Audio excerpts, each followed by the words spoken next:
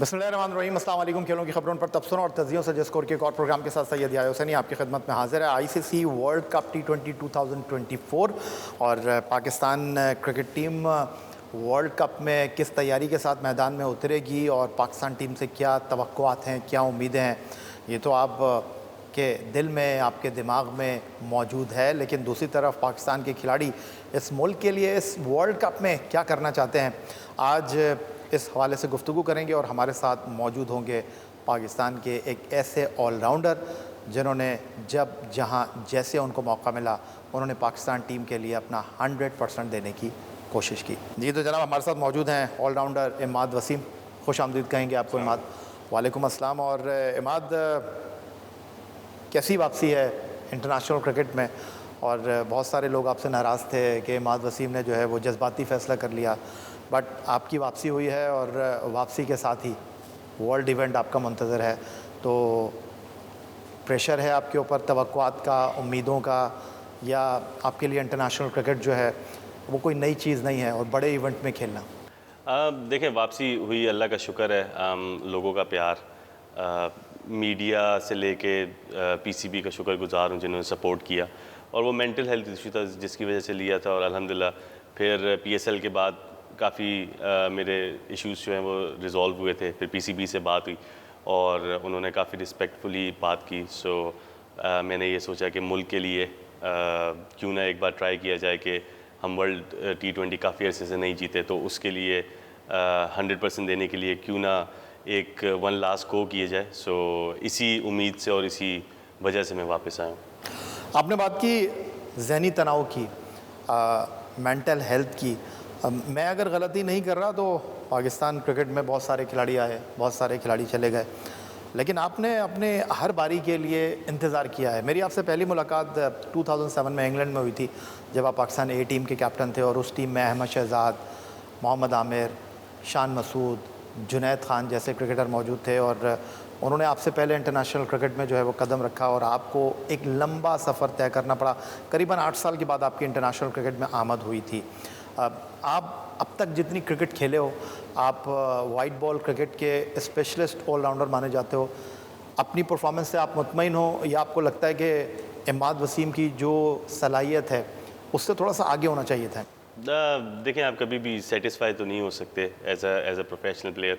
आई think मुझे ऐसा लगता है कि स्पेशली T20 क्रिकेट में बैटिंग से जो मैं कर सकता था मैंने अभी तक वो अचीव नहीं किया जिसका मैं केपेबल हूँ। सो मेरी बहुत ख्वाहिश है कि बॉलिंग के साथ साथ बैटिंग में भी इस वर्ल्ड कप में कुछ ऐसी कुछ किया जाए जिससे पाकिस्तान को फ़तह हासिल हो।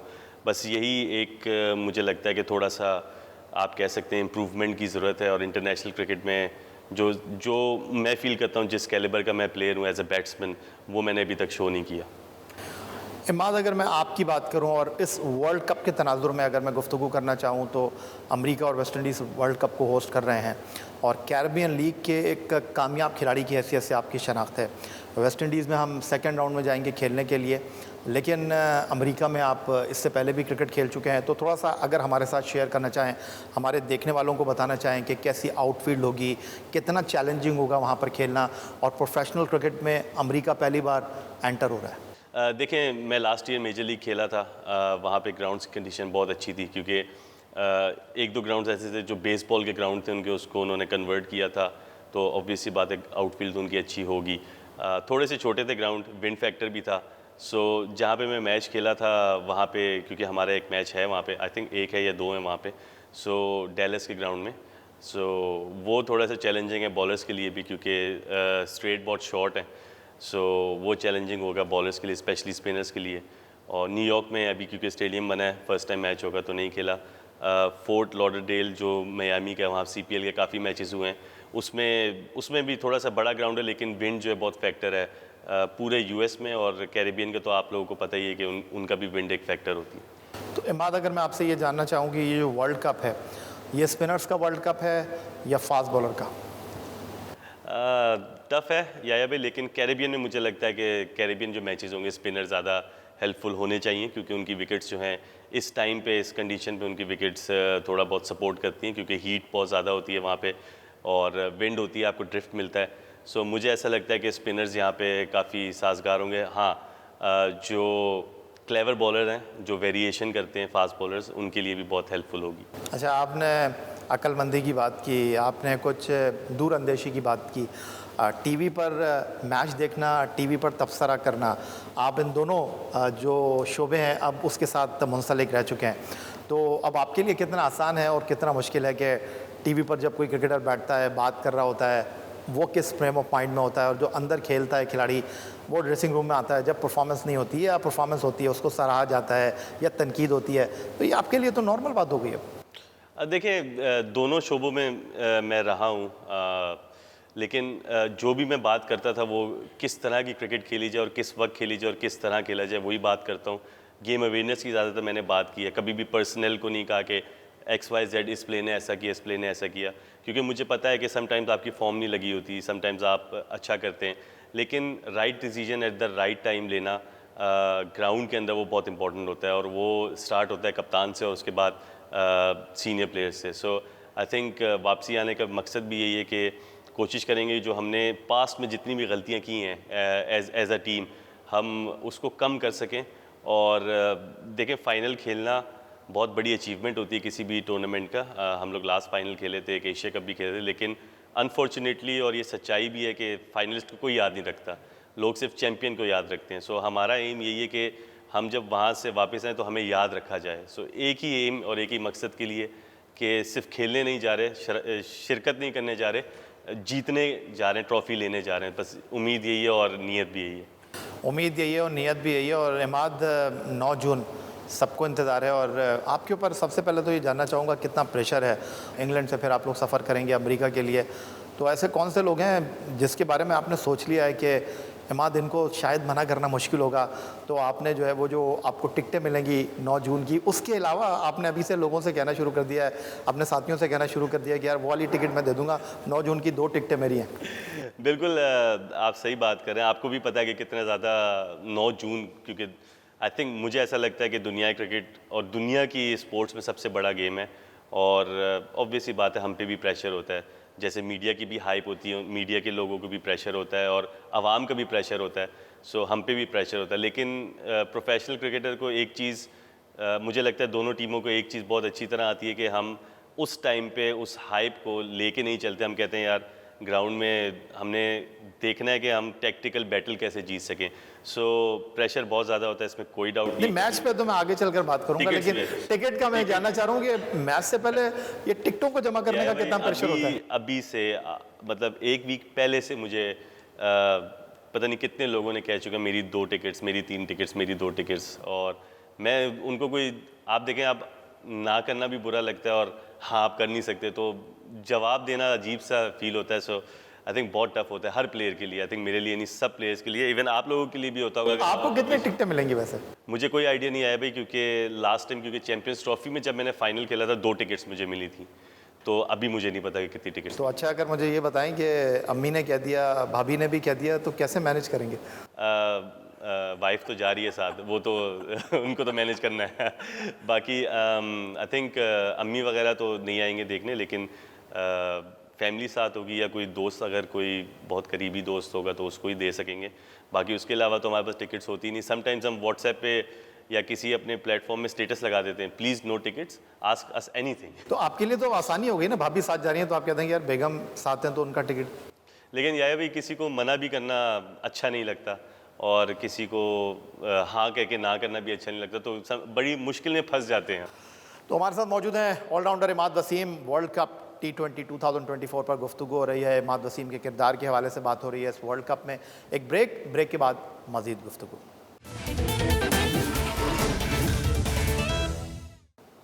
ब्रेक के बाद एक बार फिर कहेंगे आपको खुशामदीद।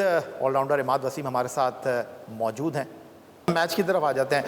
पाकिस्तान और इंडिया का मैच, ग्राउंड में जो हीट होती है, मैच से पहले जो प्रेशर होता है, आपके लिए कोई नई बात नहीं है। मैंने आपको 4 जून 2017 को बर्मिंघम के एजबेस्टन क्रिकेट ग्राउंड पे खेलते हुए देखा। फिर उसके बाद 18 जून 2017 को आप तारीख़ी फ़ाइनल खेले under the captaincy Sarfaraz Ahmed, Oval के मैदान पर पाकिस्तान जीता। तो इंडिया पाकिस्तान मैच आप जीते भी हैं, हारे भी हैं, तो आपके लिए उस मैच में जाने का पहला तजुर्बा नहीं होगा। लेकिन इस 9 तारीख के मैच को लेकर आप लोग क्या बात कर रहे हैं, ये इस वक्त स्क्रीन पर लोग आपसे जानना चाहते हैं। वही मैं कह रहा था कि बहुत बड़ा मैच होता है, नो डाउट प्रेशर होता है, आवाम का भी, लोगों का भी, फैमिली का भी, सब लोगों का प्रेशर होता है। लेकिन एज अ प्रोफेशनल क्रिकेटर हम ये चीज़ बैक ऑफ द माइंड में नहीं रखते जब हम मैच में जा रहे होते हैं, क्योंकि मैच में हमें टैक्टिकल बैटल्स जीतनी होती हैं ओपोजिशन के ख़िलाफ़। और काफ़ी लोगों का ये मानना है कि इंडिया से मैच जीत जाओ, वर्ल्ड कप हार जाओ, खैर है। लेकिन मेरा पूछें या टीम का गोल सिर्फ वर्ल्ड कप है, और उसमें ऑब्वियस ही बात है इंडिया बहुत बड़ी एक टीम है और उनको हराना आसान काम नहीं होगा। लेकिन अगर on given day, T20 cricket ऐसी है, देखिए वनडे में मार्जिन होता है आपके पास, T20 में मार्जिन नहीं होता। कोई भी एक या दो प्लेयर्स की इनिंग्स अच्छी लग जाए या स्पेल अच्छा लग जाए तो मैच ले जाते हैं। तो ऑन गिवन डे वहाँ पे होता है, प्रेशर बिल्कुल होता है, लेकिन अल्लाह के हाथ में सारा कुछ उन्होंने लिखा हुआ है। हम जो ग्राउंड में कर सकते हैं, अभी भी जो मेहनत कर रहे हैं हम लोग, वही उसी को लेके जाएंगे और रिजल्ट तो अल्लाह के हाथ में होंगे। अच्छा, जब प्रैक्टिस हो रही होती है, एक टीम आ रही होती है, एक टीम जा रही होती है, तो इंडिया की टीम में कौन सा खिलाड़ी है जिसके साथ आपकी अच्छी जो है वो गुफ्तगू है? सारी मोरल है सारी, क्योंकि एक बैच के थे।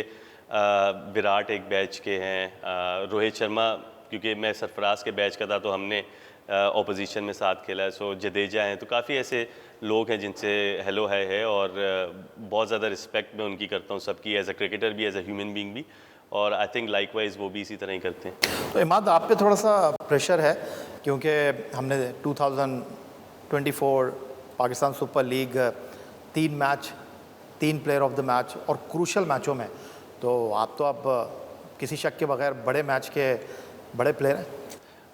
याया भाई, वो तो अल्लाह ने अच्छा करा दिया, मेहनत की भी थी और टीममेट्स ने और मैनेजमेंट ने बहुत सपोर्ट किया था, जिसकी वजह से ये हासिल हो, और बेटी की दुआ भी लगी थी। अब इस बार वही उसी तरह, याया भाई क्रिकेट सारी सेम है, लेकिन प्रेशर हैंडल करने का एक तरीका होता है और अल्लाह शायद कम लोगों में वो डालता होगा, या अल्लाह ने किसी को इज़्ज़त देनी होगी तो उस गिवन डे पे वो प्रेशर हैंडल कर लेगा प्लेयर। सो यही दुआ है अल्लाह से कि उस गिवन डे पे, उस गिवन टाइम पे प्रेशर हैंडल करने की कोशिश करूं और अपनी मुल्क को फ़तह दिलवाने की कोशिश करूं।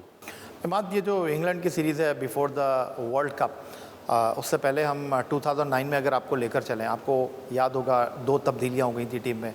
वहाब आ गए थे और फ़हीम अशरफ आउट हो गए थे, जुनैद आउट हो गए थे, आमिर आ गए थे। तो आपको लगता है कि ये जो before the world cup England की सीरीज़ है हमारे लिए बड़ी क्रूशल होगी और यहाँ की परफॉर्मेंस बड़ी काउंट करेगी? बिल्कुल करेगी यार भी, और हर मैच इंपॉर्टेंट होता है, इंटरनेशनल मैच। अभी हम न्यूजीलैंड से खेले थे, हम सीरीज़ ड्रॉ की, हालांकि हमें जीतना चाहिए था टू बी ऑनेस्ट, लेकिन हमने कुछ चीज़ें चॉप एंड चेंज करके कुछ चीज़ें उस एज अ टीम उससे सीखा है कि किसको कहाँ बारी मिलनी चाहिए, किसको कहाँ बॉलिंग होनी चाहिए। तो हमें एक गिवन प्लान दिया हुआ है। आप देखेंगे कि इंग्लैंड सीरीज़ से मोरलेस वही 11, 12, 13 लड़के होंगे जो मैच खेलेंगे। सो मोरलेस वही सेम आप देखेंगे। तो जब वो टीम एक साथ खेलेगी तो रोल क्लैरिफाई होंगे, हर बंदे को अपने रोल का पता होगा। तो leading into the world cup आप एक अच्छे फ्रेम ऑफ माइंड में होते हैं, हाँ यार ये मेरा जॉब है और ये मुझे करना है, तो फिर आप उस बारे में ज़्यादा सोचेंगे। ये नवा एडिशन है आईसीसी वर्ल्ड कप T20 का और आप इस टीम के इम्पॉर्टेंट प्लेयर हैं। आप इस टीम के लिए इंटरनेशनल क्रिकेट अरीना में वापस आए हैं। अगर मैं इस टीम के साथ आपके रोल की बात करूं, जिस तरह आपने कहा कि आप देखेंगे कि जो इंग्लैंड की हमारी सीरीज़ है उसमें हम 12-13 लड़कों के दरमियान ही घूमेंगे, तो अगर मैं आपसे ये जानना चाहूँ कि इस टीम मैनेजमेंट ने आपको क्या रोल दिया है, क्योंकि हमने देखा आपको कि आप नए बॉल से बॉल करते हैं और बहुत सारे लोगों का ख्याल है कि इमाद जो है वो नए बॉल से ज़्यादा इफेक्टिव है। बैटिंग के रोल के ऊपर कोई बात हुई है, मिडल ओवर में आपके साथ कोई बात हुई है?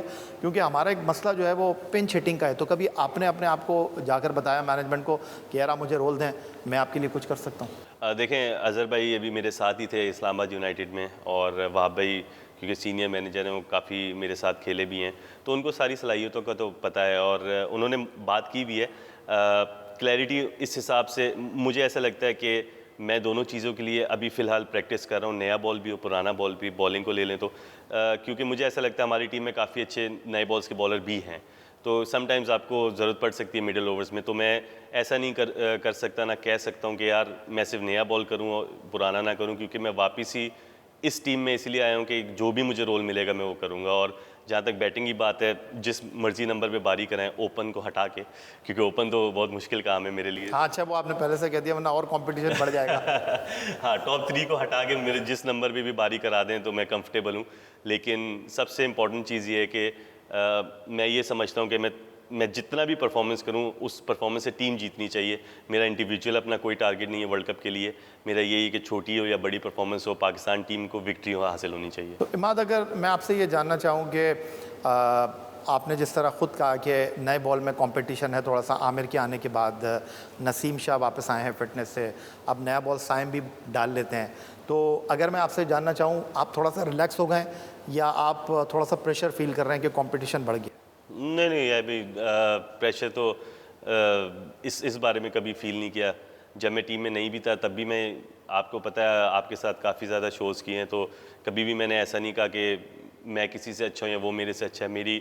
मेरा कंपटीशन मेरे साथ होता है, और अगर मैं परफॉर्मेंस नहीं करूँगा तो मुझे कोई भी सपोर्ट नहीं करेगा। तो मेरा सबसे इम्पोर्टेंट चीज़ होती है क्रिकेट में परफॉर्मेंस करना, और जो टीम ने रोल दिया उसको जस्टिफाई करना, और नेक नियति से कोशिश करना कि वो करूँ। और उसके अलावा मैंने कभी भी ऐसा नहीं सोचा कि मैं बड़ा प्लेयर हूँ या कोई और बड़ा प्लेयर है। ना मुझे इस चीज़ की टेंशन है कि मैं नया बॉल करूँ, पुराना बॉल करूँ, जो टीम के लिए बेहतर हो और मैं अपनी परफॉर्मेंस से उस टीम को जितवा सकूँ, मेरे लिए वही काफ़ी। बहुत शुक्रिया आपका इमाद वसीम, पाकिस्तान के मायनाज ऑलराउंडर की गुफ्तगू आपने सुनी। यही आज का हमारा ये प्रोग्राम था। एक्स अकाउंट पर आप हमें फॉलो कर सकते हैं, हमें ईमेल कर सकते हैं, अपनी राय से आगाह कर सकते हैं score@jio.tv पर। इस दुआ, इस उम्मीद, इस तवक्को के साथ कि पाकिस्तान में खेल और खिलाड़ी तरक्की करते रहें, सैयद याहिया हुसैनी को पाकिस्तान के ऑलराउंडर इमाद वसीम के साथ इजाज़त दीजिए। अल्लाह हाफ़िज़।